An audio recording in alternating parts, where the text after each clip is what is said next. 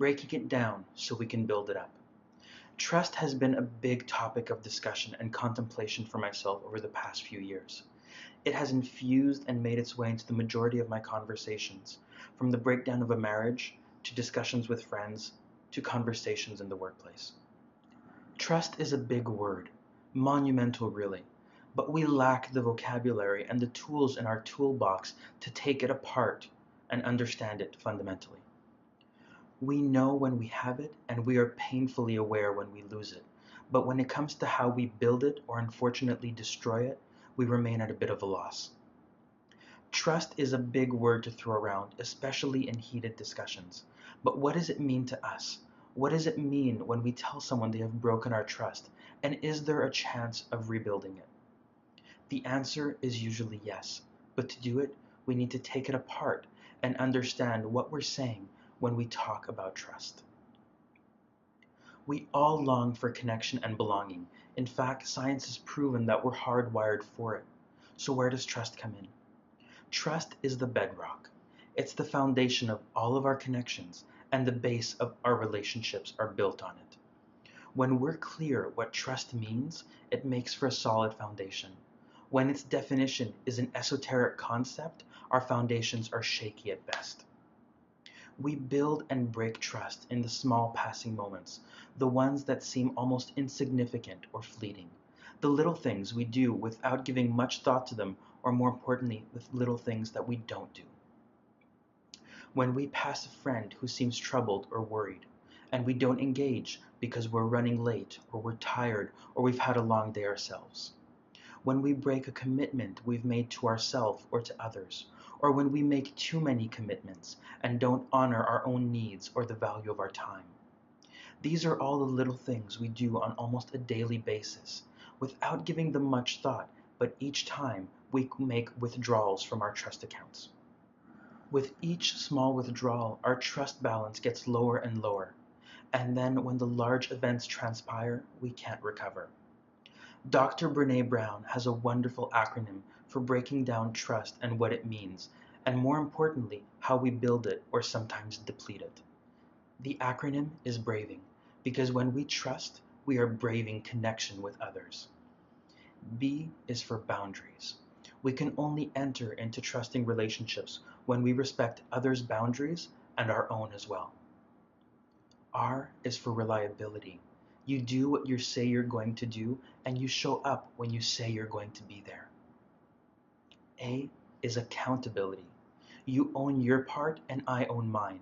And when we make mistakes, we take accountability for them and we apologize.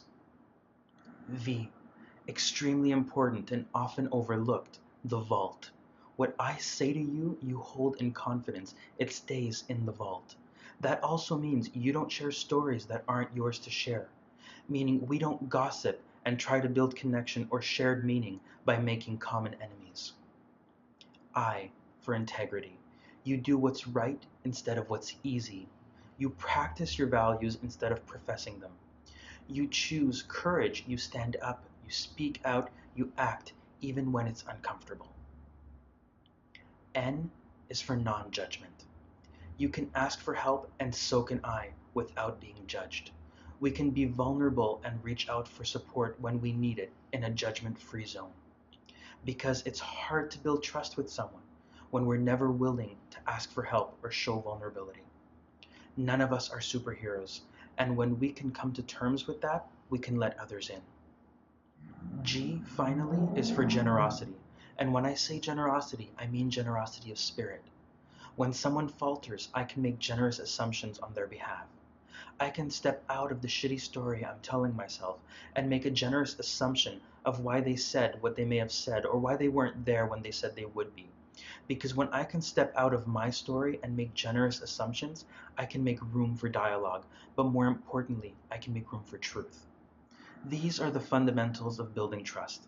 And when we can better understand them, we can better communicate where our trust accounts are weak and how we strengthen them. But for a minute, I want to circle back to boundaries and add a caveat, and that's silent boundaries. We're all human and we're all here together. We're made of the same stuff, we breathe the same air, and we share the same home. Our boundaries on a fundamental level are the same.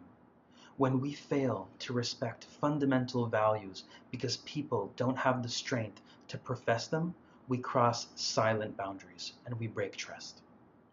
When we speak of broken trust, what we often mean is that a silent boundary was crossed. So, what are these silent boundaries? These are the ones we hold for ourselves but violate in relationship with others when they fail to express them. They are part of our basic needs: respect, love, communion, family, connection. All the things that are important to us and we want for ourselves, but we deny others. We all know who the people pleasers are in our lives and the ones who always say yes. When we take advantage of that and cross those boundaries because they can't vocalize them, we break trust. Our relationships become tainted and ultimately fall apart. Do we need to get better at expressing and stating our boundaries? Absolutely. But we also need to get better at ignoring the silent boundaries others don't have the strength or courage to vocalize. Thank you so much for watching, and if this video helped you, please let me know in the comments below. If you think someone else would enjoy it or that it might help them, I'd be truly grateful if you shared it. Sending you all love. Stay strong, warriors.